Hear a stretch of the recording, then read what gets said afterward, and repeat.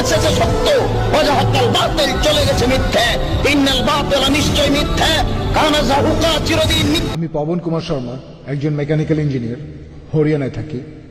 আমি অন্য একটা লেকচারে পবিত্র কোরআনের কিছু আয়াতের কথা শুনেছি।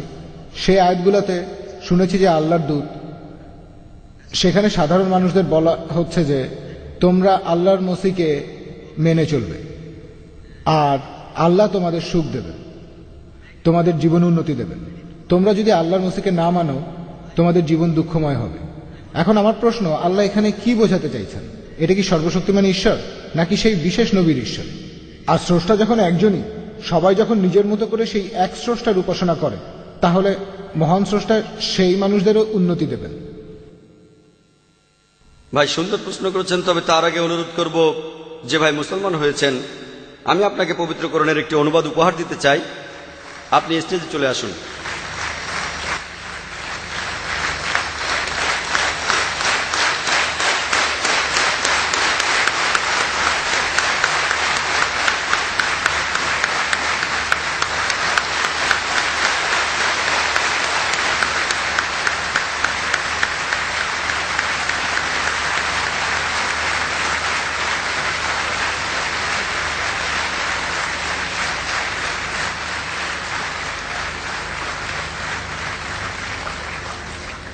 প্রশ্ন করলেন যে তিনি কোরআনের একটি আয়াতে পড়েছেন যে আপনি যদি সর্বশক্তিমান ঈশ্বরকে মেনে চলেন তাহলে সঠিক পথে থাকবেন, তা না হলে আপনি বিপথে চলে যাবেন। এখানে আল্লাহ কি সেই বিশেষ নবীর কথা বলছেন নাকি আলাদা আলাদা নবী আর আল্লাহ? ভাই, আমি আমার লেকচারেও বলেছি যে মহান স্রষ্টা কেবলমাত্র একজনই, তবে তিনি অনেক নবী পাঠিয়েছেন আর সকল নবী একটা নির্দেশই প্রচার করেছেন। পবিত্র কোরআনে সব মিলিয়ে 25 জন নবীর নাম আছে। আদম, মুসা, ইব্রাহিম, ঈসা, মুহাম্মদ, সবাইকে আল্লাহ শান্তিতে রাখুন।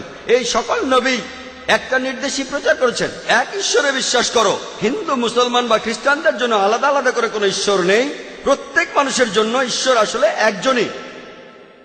আমরা আরবিতে তাকে বলি আল্লাহ। মহান স্রষ্টাকে যে কোনো নামে ডাকতে পারেন, তবে নামটাও হতে হবে ভালো, নামটাও সুন্দর হতে হবে, নামটা শুনলে মনে কোনো ছবি ভাসবে না। এখানে সর্বশক্তিমান ঈশ্বরকে মেনে চলা মানে যদি ঈশ্বরের নির্দেশ মেনে চলেন, যে নির্দেশ তিনি দিয়েছেন সর্বশেষ আসমানি কিতাব কোরআনের মাধ্যমে, তাহলে ইনশাল্লাহ আপনি সফল হবেন।